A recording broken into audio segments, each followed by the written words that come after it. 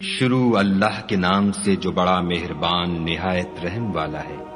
کوہ طور کی قسم اور کتاب کی جو لکھی ہوئی ہے، کشادہ اوراق میں، اور آباد گھر کی، اور اونچی چھت کی، اور ابلتے ہوئے دریا کی، کہ تمہارے پروردگار کا عذاب واقع ہو کر رہے گا اور اس کو کوئی روک نہیں سکے گا۔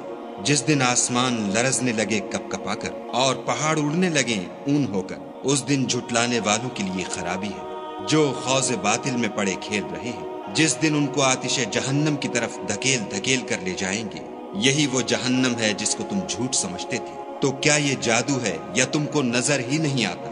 اس میں داخل ہو جاؤ اور صبر کرو یا نہ کرو تمہارے لیے یکساں ہے۔ جو کام تم کیا کرتے تھے یہ انہی کا تم کو بدلہ مل رہا ہے۔ جو پرہیزگار ہیں وہ باغوں اور نعمتوں میں ہوں گے۔ جو کچھ ان کے پروردگار نے ان کو بخشا اس کی وجہ سے خوشحال، اور ان کے پروردگار نے ان کو دوزخ کے عذاب سے بچا لیا۔ اپنے اعمال کے صلے میں مزے سے کھاؤ اور پیو۔ تختوں پر جو برابر برابر بچھے ہوئے ہیں، تکیا لگائے ہوئے، اور بڑی بڑی آنکھوں والی حوروں کو ہم ان کا رفیق بنا دیں گے۔ اور جو لوگ ایمان لائے اور ان کی اولاد بھی راہ ایمان میں ان کے پیچھے چلی، ہم ان کی اولاد کو بھی ان کے درجے تک پہنچا دیں گے اور ان کے اعمال میں سے کچھ کم نہ کریں گے۔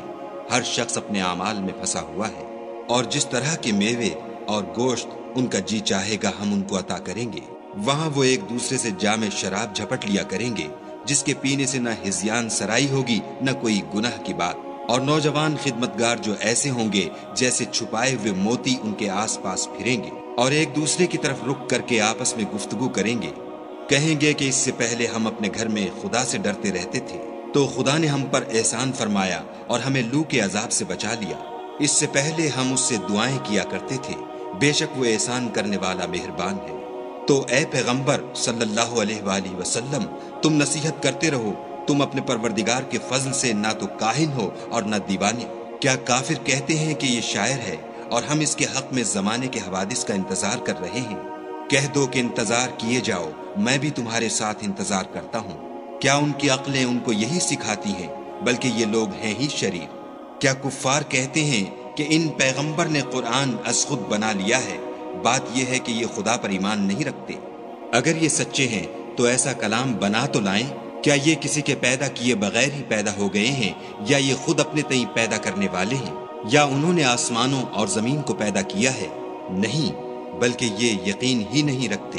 کیا ان کے پاس تمہارے پروردگار کے خزانے ہیں، یا یہ کہیں کے داروغہ ہیں، یا ان کے پاس کوئی سیڑھی ہے جس پر چڑھ کر آسمان سے باتیں سناتے ہیں؟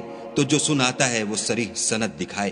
کیا خدا کی تو بیٹیاں اور تمہارے بیٹے؟ اے پیغمبر صلی اللہ علیہ وآلہ وسلم، کیا تم ان سے صلح مانگتے ہو کہ ان پر تاوان کا بوجھ پڑ رہا ہے، یا ان کے پاس غیب کا علم ہے کہ وہ اسے لکھ لیتے ہیں؟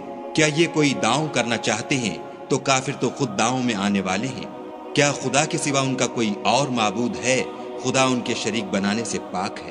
اور اگر یہ آسمان سے عذاب کا کوئی ٹکڑا گرتا ہوا دیکھیں تو کہیں کہ یہ گاڑھا بادل ہے، پس ان کو چھوڑ دو یہاں تک کہ وہ روز جس میں وہ بے ہوش کر دیے جائیں گے سامنے آ جائے، جس دن ان کا کوئی داؤں کچھ بھی کام نہ آئے اور نہ ان کو کہیں سے مدد ہی ملے۔